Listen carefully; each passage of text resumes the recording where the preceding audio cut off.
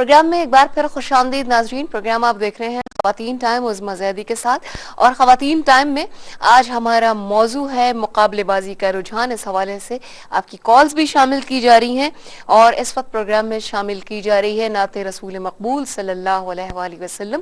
پیش کرنے کی سعادت حاصل کر رہی ہیں محترمہ سحر اعظم. یا شفیع للہ کر دو کرم, یا شفیع للہ کر دو کرم.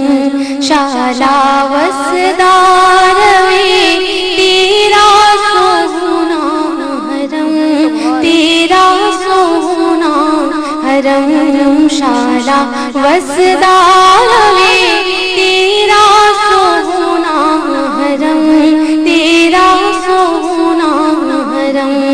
ہم غلاموں کا رکھنا خدا را حرم, ہم غلاموں کا رکھنا خدا را حرم. شالا وسدار تیرا سونا حرم, تیرا سونا حرم.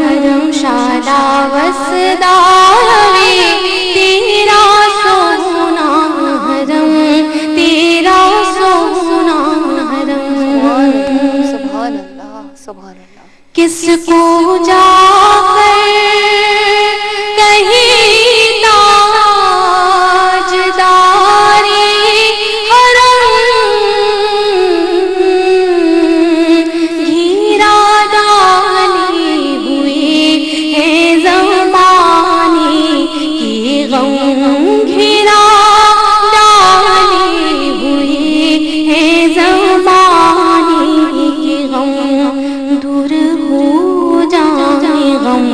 یا نبی محتشم دور ہو جائے غم, یا نبی محتشم.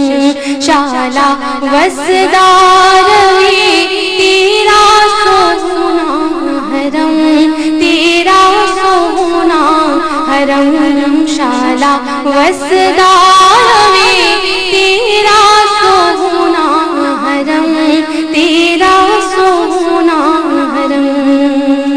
سبحان اللہ سبحان اللہ. منتشر ہے خیالات کی وادیاں,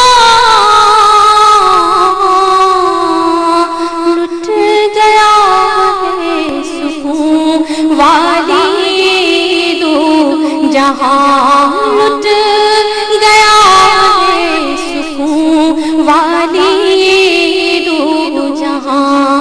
رحم فرما دے اب تیری امت ہم, رحم فرما دے اب تیری امت ہم. شالا وسدار تیرا سونا حرم, تیرا سونا حرم. سبحان اللہ.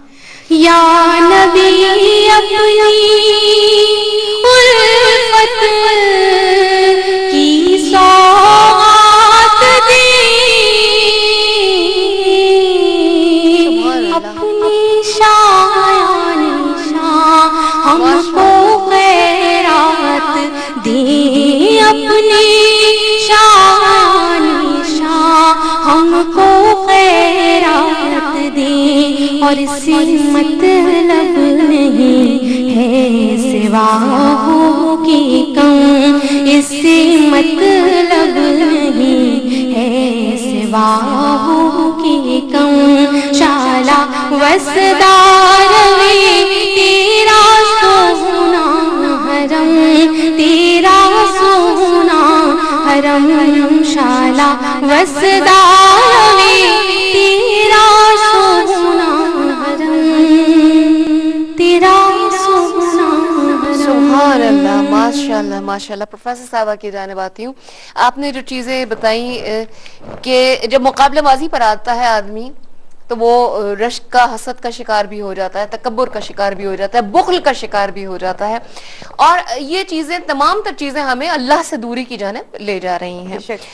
یہ انفرادی طور پر بھی ایسا ہی ہے, اجتماعی طور پر آپ کیا دیکھتی ہیں کہ یہ چیز کس طرح اثر انداز ہو رہی ہے؟ انفرادی طور پر جب یہ بیماریاں انسان کے اندر پیدا ہوتی ہیں تو ظاہری بات ہے کہ معاشرے کے اوپر اس کے اوپر بہت برے اثرات مرتب ہوتے ہیں. ٹھیک ہے. اب ہم معاشرے میں جو ہم دیکھ رہے ہیں کہ یعنی ایک دوسرے کا مال ہڑپ کرنا تو ایک معمولی بات ہو گئی ہے. لوگ کس طریقے سے یعنی کیسی نئے انوکھے جو ہے طریقے وضع کرتے ہیں اور اختیار کرتے ہیں, کیسی پلاننگ کرتے ہیں ایک دوسرے کا مال جو ہے کسی طرح سے اڑا لیا جائے, کیونکہ مال کے ذریعے وہ اپنی خواہشات کو پورا کرنا چاہتے ہیں.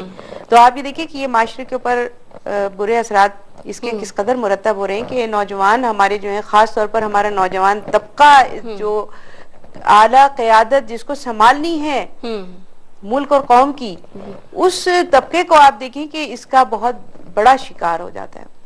اس کے علاوہ رسول اکرم صلی اللہ علیہ وسلم کی ایک حدیث کے مطابق دیکھیں کہ حضور صلی اللہ علیہ وسلم نے فرمایا کہ بوڑھے آدمی کا دل دو حوالوں سے جو ہے, دو چیزوں کے متعلق جو ہے جوان رہتا ہے. ایک دنیا کی محبت یعنی دولت کی حرص, اور لمبی عمر کی خواہش. تو ہم اور ایسے لوگ بھی پائے جا رہے ہیں کہ جن کی جو حرص اور حوث جو ہے وہ کسی طرح سے ختم ہونے پہ نہیں آتی. رسول اکرم صلی اللہ علیہ وسلم نے فرمایا کہ انسان کو دو وادیاں بھی اگر سونے اور چاندی سے یا مال دولت سے بھری ہوئی مل جائیں تو وہ تیسری کی تلاش میں نکل پڑے گا. اس کا پیٹ تو قبر کی مٹی ہی بھر سکتی ہے.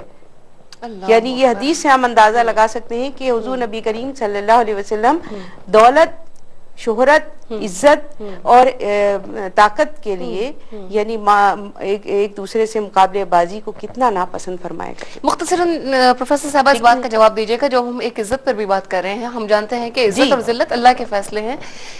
ہم کسی کو نیچا دکھا کے اس کی سرکوبی کر کے کیسے اوپر آ سکتے ہیں؟